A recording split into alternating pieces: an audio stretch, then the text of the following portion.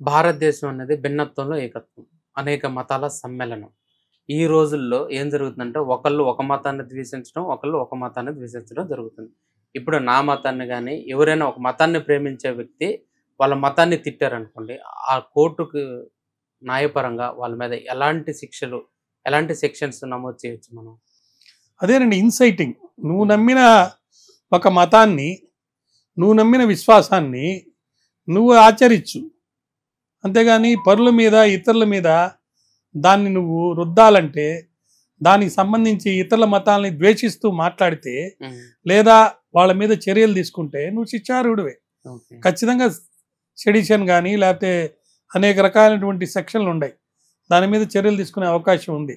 భారతదేశంలో భిన్నత్వంలో ఏకత్వం అని అంటున్నారు. మళ్ళా మతరహిత దేశము, మతాల మధ్యలో సామరస్యం ఉందని చెప్తున్నారు. కానీ వాస్తవానికి కొన్ని మతాల వాళ్ళు హింస చేస్తున్నారు. కొంతమంది ఆ మతాల్లో ఉన్నవాళ్ళు ఎక్స్ట్రీమిస్ట్గా మారిపోతున్నారు. నక్సలైట్స్లో ఎలా ఎక్స్ట్రీమిస్ట్ ఉన్నారో అదేగా మత ఛాందస్సవాదులు కొంతమంది ఉన్నారు.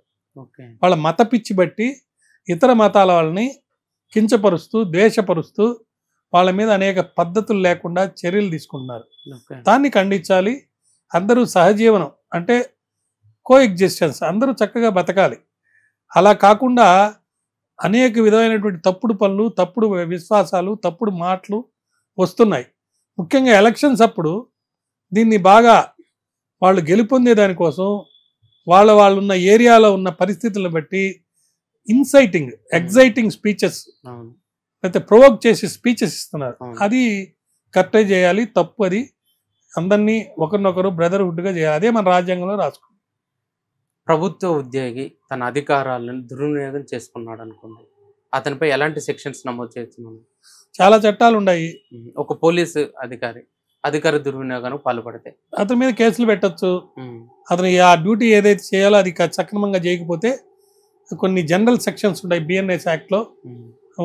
బిలో 3 years దాకా పనిష్మెంట్ పడే సెక్షన్స్ కొన్ని యాక్ట్స్లో.